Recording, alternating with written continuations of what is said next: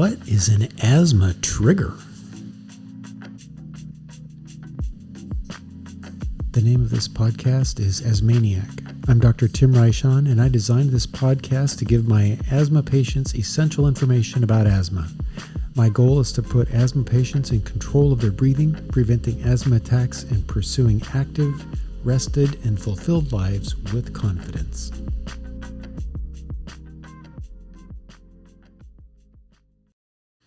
As you have learned, asthma symptoms occur when the breathing tubes or bronchi clench down. We call this bronchoconstriction.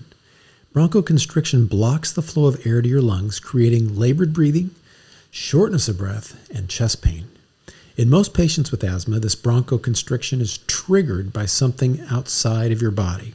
Quite often, this is something that's breathable, and it's a microscopic particle. When these particles land in your airways, they launch an allergic reaction in your airways. These particles are called allergens.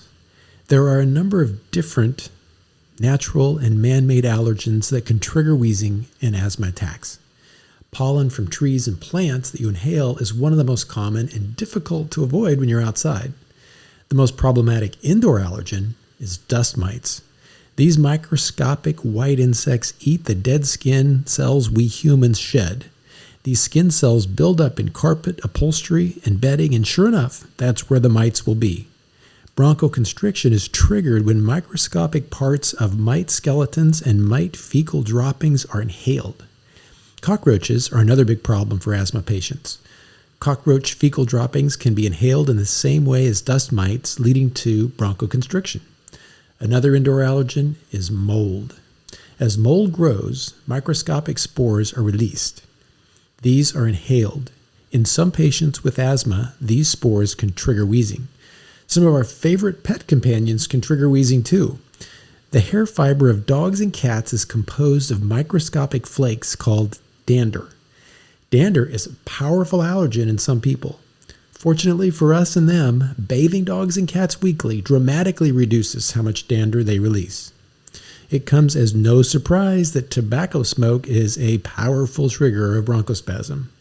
With short-term inhalation, tobacco smoke irritates the lining of the bronchi, causing bronchospasm. With repeated inhalation, permanent damage occurs to the lungs, leading to emphysema and lung failure. Other irritants that can trigger bronchospasm include wood smoke from wood stoves, heaters and fireplaces, and strong chemical odors released from perfumes, solvents, and paint. My strategy for handling triggers? Every patient has a unique response to triggers. Usually, the most powerful trigger can be identified by you through past experience. The most important thing you can do to limit these trigger effects is to avoid the source of the trigger. While this sounds simple, it can be difficult to achieve in daily life. There are specific strategies that I will recommend for trigger avoidance. But when avoiding the trigger is not possible, I will prescribe medicine designed to help your airways resist bronchospasm. As you can see, controlling triggers is a really important part of keeping your asthma controlled. But there's even more to learn. So let's dig in. Asthmaniac is all online, all about asthma.